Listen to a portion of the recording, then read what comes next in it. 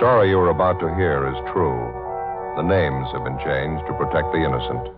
Fatima Cigarettes, best of all king-size cigarettes, brings you Dragnet.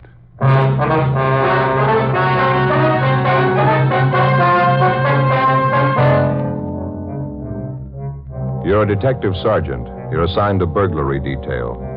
A wave of shoplifting breaks out in your city. There's no pattern to the thief's operations. There are no leads. Weeks pass. The number of thefts keep growing. Your job? Stop them. In Fatima, the difference is quality. Confirmed by smokers coast to coast. In Fatima, the difference is quality. Confirmed by latest Fatima sales reports. Yes, Fatima quality. The finest domestic and Turkish tobaccos superbly blended to make Fatima extra mild, to give you a much different, much better flavor and aroma. So compare Fatima. See for yourself why thousands and thousands of king-size cigarette smokers are switching to Fatima every day. Enjoy all the advantages of extra length plus Fatima quality, which no other king-size cigarette has. Remember, Fatimas cost the same as the cigarette you're now smoking. But in Fatima, the difference is quality. Next time, buy Fatima. Best of all, king-size cigarettes.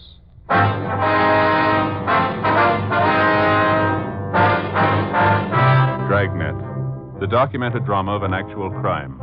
For the next 30 minutes, in cooperation with the Los Angeles Police Department, you will travel step by step on the side of the law through an actual case transcribed from official police files. From beginning to end, from crime to punishment, Dragnet is the story of your police force in action.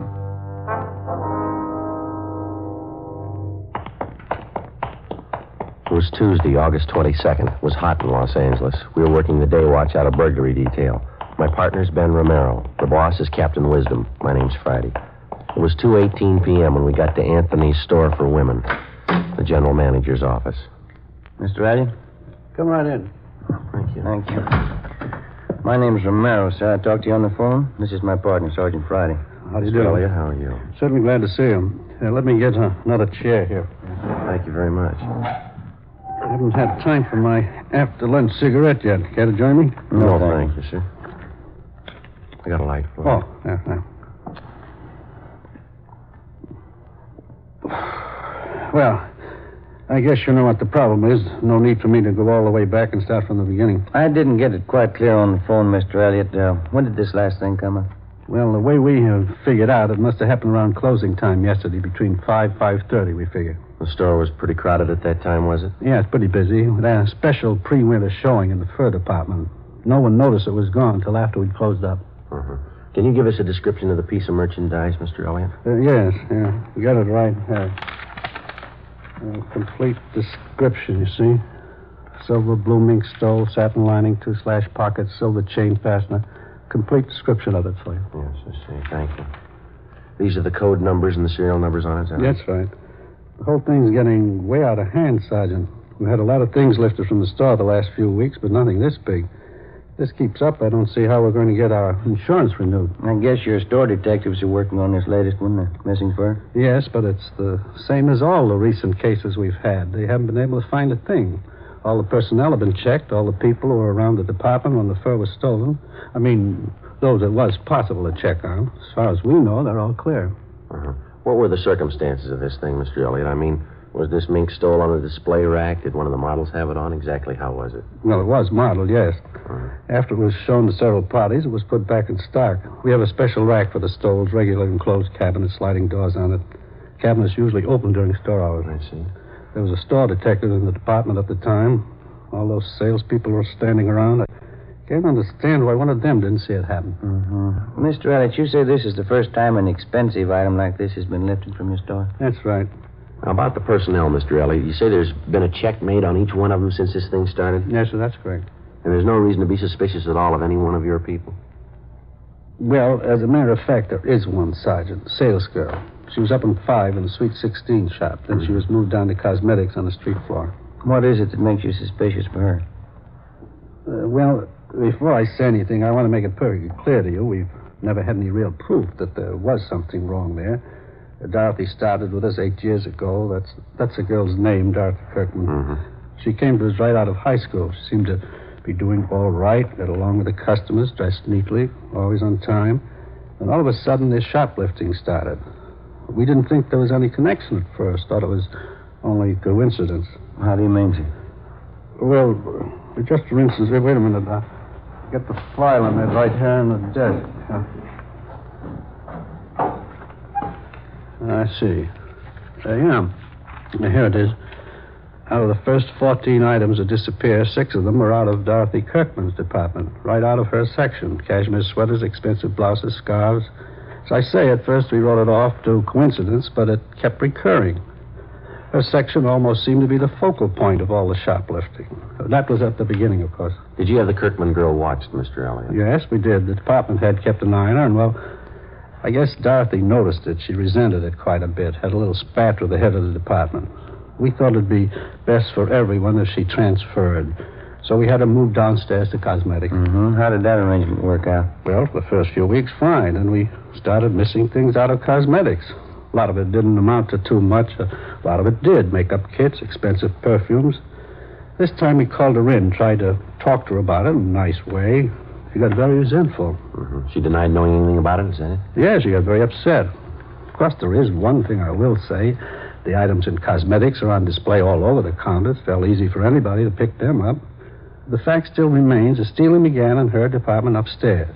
She moves over to cosmetics, and all of a sudden the losses increase there. What would you figure? Yes, sir. I see what you mean. Wonder if you could have somebody point out this Dorothy Kirkman for us, Mr. Elliott. I think maybe we better have a talk with her. I'd like to help you, Sergeant. I'm afraid that's not possible. Oh? How do you mean? She quit last Saturday. We got all the information available on Dorothy Kirkman from the store's personnel files, and then we called the office and gave them a description of the stolen fur. We asked them to check the Kirkman girl through R&I. She had no previous criminal record. Before we left the store, we went to the fur department, talked to all the salespeople concerned, but we were unable to come up with anything new regarding the theft of the silver blue mink stole. We drove out to Dorothy Kirkman's last known address. She wasn't at home, but her mother was. The mother told us that the day before, her daughter had started on a new job as a salesgirl at the House of Raymond, an exclusive shop specializing in all types of cosmetics. We checked the phone book and found that the House of Raymond was located in the same 10-block stretch along Wilshire Boulevard where the shoplifting campaign was going on. It was one of the few places along there that the thieves hadn't bothered. It was 3 blocks from Anthony's store for women, the Kirkman girl's former place of employment. 4:05 p.m. We located her behind one of the front counters. Across the aisle, 6 women were listening to a makeup demonstrator giving a talk on complexion care. Dorothy Kirkman seemed pleasant and cooperative. No, I don't mind telling you. I got sick and tired of being called a thief. That's why I quit Anthony's. A little of that goes a long way. You started work here at Raymond's yesterday, Miss Kirkman, is that right? Yes, that's right. I think I'm going to like it a lot better than Anthony's. Mm-hmm. While you were working there at Anthony's, ma'am, I suppose you'd heard that quite a bit of shoplifting was going on. Yes, I knew about it. Guess every girl in the store knew it. They had a big personnel meeting about it. You have any suspicions of your own, Miss Kirkman? How do you mean that? Well, I mean, was there anyone in particular that you might have been a little suspicious of? Maybe one of the customers? No. I've waited on some real weird ones, but I didn't see any of them ever try to walk out with anything. Mm-hmm. All I knew was what Mr. Elliott told us at that meeting. Well, this might be an embarrassing question for you, miss, and we'd appreciate an honest answer. Yes? What about the sales girls you worked with? Did any of them ever give you cause to be suspicious? You mean, do I think any of them were doing the stealing? No. There were some of them I didn't like. I didn't trust them either, but I wouldn't accuse them of stealing. I wouldn't accuse anybody unless I had proof. That's more than I can say for some people I know. Well, by any chance, did you happen to be in Anthony's this past Monday? Monday? No, why do you ask? When you were working on the 5th floor up the street at Anthony's, we understand that when the merchandise first started disappearing, a pretty good percentage of it was out of your section. That's what they told me, yes. And then when you were transferred downstairs to the cosmetics counter, quite a few things started disappearing from there. Now, we'd like an honest answer, Miss Kirkman. Do you have any explanation at all for this? I'll tell you the same thing I told them at the store, Sergeant. I can't explain it. But I didn't have anything to do with it, believe me. Well, you'll have to admit, miss, it's pretty much of a coincidence, isn't it? Sergeant, you can call it anything you want to. I didn't have anything to do with it. The only thing I ever took home from that store was my paycheck. Would you excuse me, please? Customer I have to wait on. Yes, ma'am. Go right ahead. Huh? What do you think? I don't know. She's a nice enough girl. Seems to be telling the truth. Could be a coincidence the way it worked out. Nothing to prove otherwise. 4:38 p.m. We finished questioning the suspect, Dorothy Kirkman, and Ben and I went back to the office and made arrangements to have the girl kept under temporary surveillance. A bulletin had been gotten out on the missing fur stole, the pawn shop detail had been notified, and a description of the fur had been placed on the stolen property list. The following day, along with Sergeants Dick Rubles and Jim Tabor, we continued our investigation of the latest shoplifting complaints. It went slow, a lot of legwork, and no progress. Like the dozens of other items of merchandise which had vanished in the last 8 weeks, there wasn't a trace of the missing fur stole. More men were added to the special detail on duty in the 10-block area where the stealing was going on. Anybody in the city who'd ever served time for shoplifting was checked and rechecked. Constant surveillance was maintained over a half a dozen known thieves who we figured might be involved. It got us nothing. Wednesday, August 23rd, 5:30 p.m. No leads, no progress. We went back to the office. Sure hope I get home before 6 o'clock tonight. I want to see that shoe repairman out in our neighborhood. Well, what's the matter? You need some half-soles? No. I went in his shop the other day and he conned me into a new set of arch supports. Matter of fact, he didn't even call them arch supports. What did he say they were? Metatarsal supports. You know, supports from metatarsal? Yeah. That's one of the bones in the foot. He sold me a pair of these things and told me I should wear only one of them in my right shoe. Yeah, what's the matter with that? Isn't it working out? Miserable. Feel like I've been walking around with one foot in a bucket.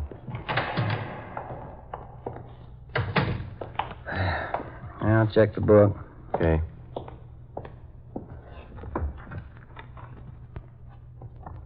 Anything? Yeah, sure is, from Robles. What do you got? That mink fur. It's been found. 2 hours before, at approximately 3:30 p.m. in the main depot of the Santa Fe bus lines, a 38-year-old housewife, a Mrs. Harriet Briggs, noticed an unclaimed parcel lying on one of the benches in the depot waiting room. When it became apparent to Mrs. Briggs that the parcel was either lost or forgotten, she picked it up and took it to the clerk in charge of lost and found articles. In checking the package for some kind of identification, they discovered the silver blue mink stole inside. A car was dispatched to pick up the fur, and it was identified as the garment taken from Anthony's fur salon. Mrs. Briggs volunteered to come along to the office to give what information she could. A stakeout was placed at the bus depot in case anybody called for the package. 5:50 p.m. We interviewed Mrs. Briggs in the squad room. That's right, officer. It was just a little before 3:30. I was in the bus depot there waiting for my husband. That's when I first noticed this package lying on the bench just across from me. I see.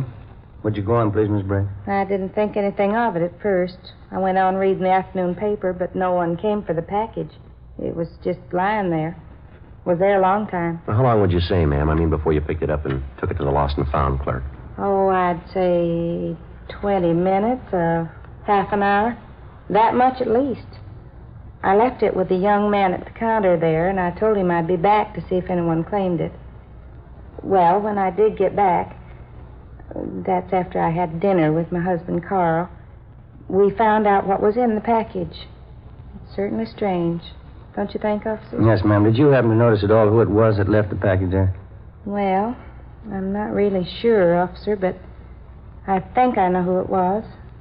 A tall woman. She had a brown jacket, if I remember rightly. I think you'd say she was in her early 30s. Have you ever seen this woman before, Miss Briggs? No, I never did. Very attractive, as I recall. She wore glasses. Anything else about her you might have noticed? Let me think. She had blonde hair. I remember that much. The reason I do remember it is because she wore it like I used to when I was a girl, you know, sort of back in a bun like this. And you're pretty sure that this woman you described is the one who left the package there? Well, if I remember rightly, she's the only one that sat across from me. I guess it must be her. If it wasn't her, I don't know who else it could have been. All right, Miss Briggs, thank you very much. We appreciate it. That beautiful fur. I know that woman must be just sick about losing it. Certainly hope you find her, officer. Yes, ma'am, so do we. We had the stats office make a run for us on all females with shoplifting records who fitted the description of the woman who'd left the mink stole in the waiting room at the bus depot. The following morning, we checked with the men on stakeout at the depot. They told us nobody had come back to report losing such a parcel. Together with Rubles and Tabor, we spent most of the day checking out the names on the list of known shoplifters which the stats office had made up for us. Names of possible suspects who physically resembled the tall blonde woman seen at the depot. We got nowhere. Either they had ironclad alibis, or they had since moved out of the city. We ran down every possible angle on the freak recovery of the missing fur stole. During the next 10 days, the case got more involved than it already was. Some of the stolen articles of new merchandise began showing up, but not through any of the channels we expected. Some of the items were found dumped in sidewalk refuse cans. Some were found in hotel lobbies, in the post office, in theaters. Some were found tossed in vacant lots. The only logical answer we could figure was that it was the work of somebody who was stealing for just the love of stealing. A kleptomaniac. Tuesday, September 4th, a 15-year-old girl in one of the exclusive residential neighborhoods reported finding 2 parcels containing women's clothing and expensive costume jewelry. They still had the price tags on them, and they totaled $360. Ben and I drove out to talk to the girl, a Patricia Denvers. Where'd you happen to find these things, Patricia? Empty lot right down the block there. I was on my way home from the show. I took the things home and showed my mother. She called the police.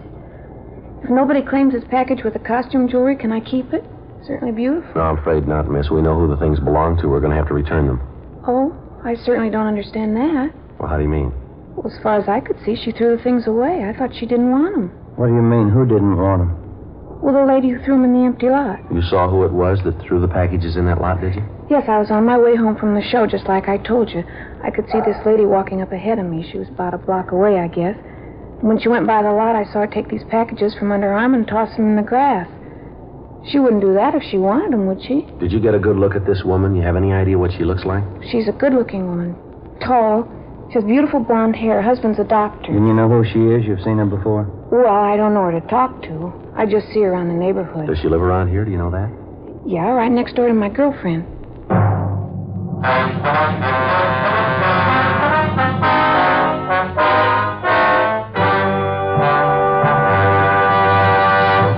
You are listening to Dragnet, authentic stories of your police force in action. If you smoke king-size cigarettes, listen to Fatima's amazing new offer. Buy a pack of Fatimas. Enjoy their extra mildness and superbly blended tobaccos. If you don't like Fatima's better than the king-size cigarette you are now smoking, return the pack with the unused Fatimas, and we'll give you your money back plus postage. We make this amazing offer because we believe Fatima is the best of all king-size cigarettes. Smokers all over the country are confirming this every day. Here is the latest state-by-state report. State 1, Fatima sales up 69%. 2, sales up 118%. 3, sales up 92%. 4, sales up 142%. And those are just a few. Remember, if you're not convinced Fatima is better than your present king-size cigarette, just return the pack with the unsmoked Fatimas before December 1st and get your money back plus postage. Fatima, Box 37, New York 1. Buy Fatima. Best of all, king-size cigarettes.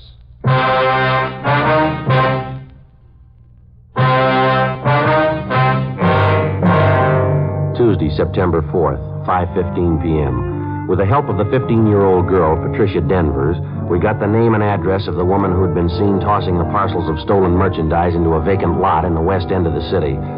The woman was identified as a Mrs. Virginia Sterling, the wife of a Dr. Bruce Sterling, a fairly prominent young surgeon with offices in Beverly Hills. Mrs. Sterling and her husband had no children. They leased a richly furnished apartment in a residential section of the city that was considered better than the upper middle class. We checked Virginia Sterling through R&I, but she had no previous criminal record that we knew of. Together with Sergeants Rubles and Tabor, we covered the various stores along Wilshire Boulevard that had been victimized in the recent shoplifting campaign. We found that Mrs. Sterling had charge accounts at almost every one of the stores. Generally speaking, we found her accounts in very good standing, and among the store people, she was regarded as what is referred to as a fine customer, a good spender, and a good credit risk. Right down to the Retail Credit Association, there was nothing but favorable reports on the woman. 7:15 p.m., Ben and I had a hamburger and some chili and a cup of coffee for dinner, and then we drove out to the apartment of Dr. Sterling and his wife. Mrs. Sterling answered the door and invited us in. We identified ourselves. She told us the doctor was out on a call. She showed us into the living room. Modern furniture, indirect lighting, expensive rugs. Won't you sit down, gentlemen? Thank you very much. Should I get you a drink? I was just having my coffee and brandy. No, thank you, Mister. I really don't know when the doctor will be back. He was called over to the hospital. Is there anything I could help you with? Well, as a matter of fact, Mrs. Sterling, we came out to talk to you, not your husband. Oh, really? What is it you wanted to talk to me about, Sergeant Romero? Well, ma'am, we understand that you do quite a bit of your shopping along Wilshire Boulevard. Is that right? Well, yes, I shop downtown quite often. Except for the problem of parking, I find it a lot more convenient. Why do you ask? Miss Sterling, do you do much of your shopping at Anthony's? I believe that's out in the Wilshire district. Yes, I do. For my sports clothes, especially. They have a very good selection. Mm-hmm. Would you remember if you were in Anthony's on the 22nd of last month? I believe that was a Tuesday. On a Tuesday. No, I don't think I could remember one way or the other. I really don't have any special day for shopping. I just go when I feel like it or when I need something. Have you ever been in the fur salon at Anthony's, ma'am? Have you ever made any purchases there? I suppose I've been in almost every department at Anthony's at one time or another. I can tell you, though, I've never bought any furs there. As I told you, the main reason I go there at all is because of their sportswear. Could you tell me what this is about, please? Routine investigation, ma'am. I wonder if you could tell us this. Do you have any occasion to travel in the area of the Santa Fe bus depot? By bus? No. I don't think I've been on a bus since I've been married, and that'll be 6 years this coming December. You've never been in the Santa Fe bus depot downtown, then? No. I think I know where it is. I've driven past it. I've never been inside, though. Why should you want to know that?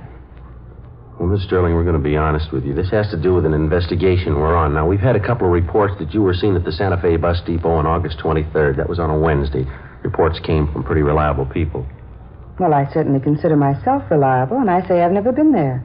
Now, if you don't mind, I'd like some kind of explanation for this questioning. You mean you have no idea why we drove out here to talk to you? Well, of course not. Number one, I don't understand your questions at all. Number two, I'd like to know what they have to do with me. Well, it has this to do with you, ma'am. Last August 23rd, a woman in a brown sports jacket answering your description left a package in the Santa Fe bus depot. Well, this package contained a mink stole taken from Anthony's. The woman who left the package in the depot fits your description perfectly. That's all? It's a coincidence? Yes, ma'am, maybe. I suppose you've read in the papers about the big increase in shoplifting. Most of it's taking place right in the area where you say you do most of your buying. Well, we've checked out every single one of the cases, Mrs. Sterling. Took us a long time. We found a dozen salespeople in those stores. Every one of them tells us that you were around the particular store when the shoplifting took place. Law of averages, Mrs. Sterling. You show up too often in the reports. Would you please leave my house? Both of you, please. I'm sorry, Miss Sterling, but you'll have to come along with us. What do you mean by that? Don't you know you can get in trouble making false accusations?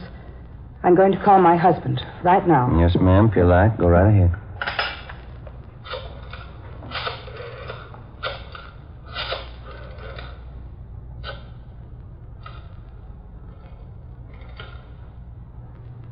Sergeant. Yes, ma'am. What is it? What do you want to know? You can tell me. I think you know already. What do you want? Tell me, please. We've got your story, ma'am. Right up to this afternoon. You went shopping today. You stole things as usual. When you tried to get rid of them, you were seen right in this neighborhood. The vacant lot down in the next corner. You threw them away there. Somebody saw you. They didn't know it was me. Yes, ma'am. They knew it was you. Yes. How can I make them understand? Do you know? No, ma'am. Horrible. Shame. I couldn't tell my husband. I couldn't tell Bruce. I couldn't. Oh, never mind. We'll tell him for you.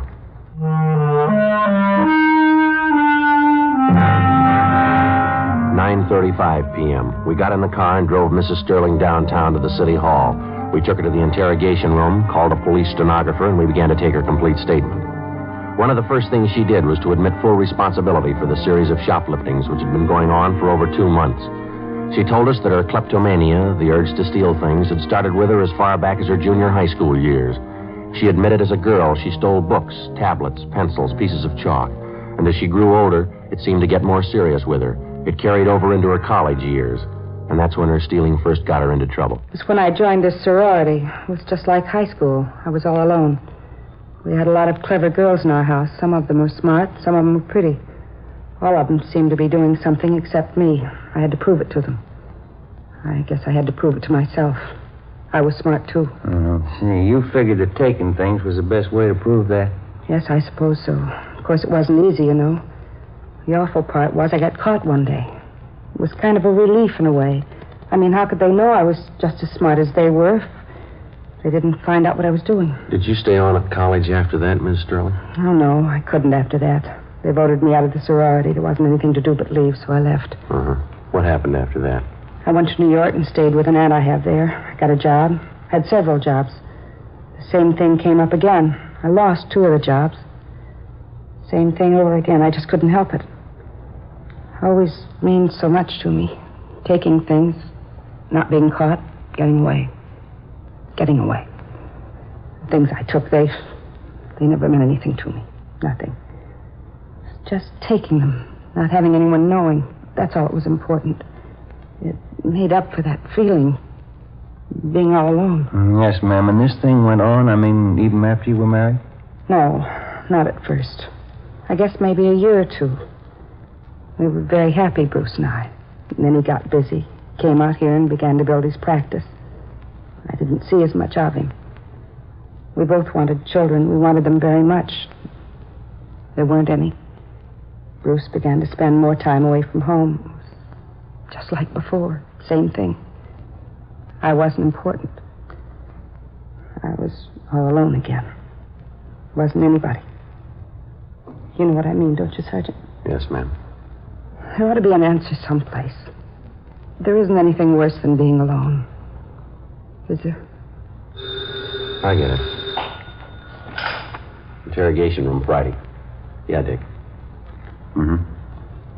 He is on his way now? Yeah, right. Yeah, thank you. Dr. Sterling just called. Said he was on his way in. He ought to be here in a couple of minutes. I don't want to see Bruce. He's so good. I wouldn't know how to tell him. Don't worry, ma'am. He'll be all right. No. I'm alone. He's alone. It'll never be all right anymore. Well, he's on his way in now, and he wants to see you. What can I tell him? What's it going to be like? What's going to happen after this? I don't know, ma'am, but you won't be alone anymore.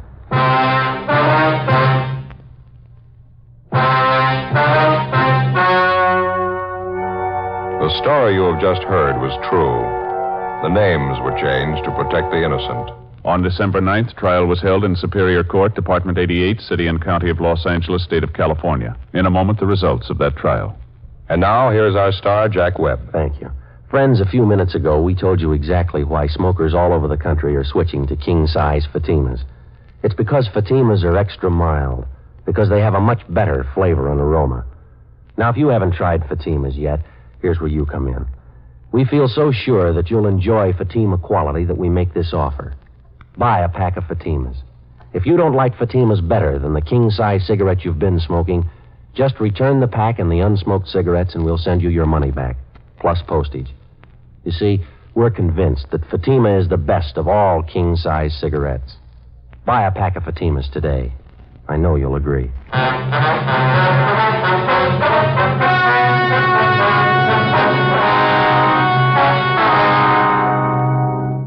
Mrs. Virginia Sterling was tried and convicted on several counts of grand theft and received the sentence as prescribed by law, the terms to run concurrently.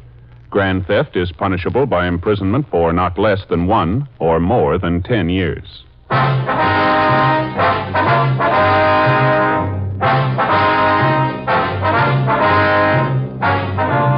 You have just heard Dragnet, a series of authentic cases from official files. Technical advice comes from the Office of Chief of Police W.H. Parker, Los Angeles Police Department. Fatima Cigarettes, best of all king-size cigarettes, has brought you Dragnet, transcribed from Los Angeles.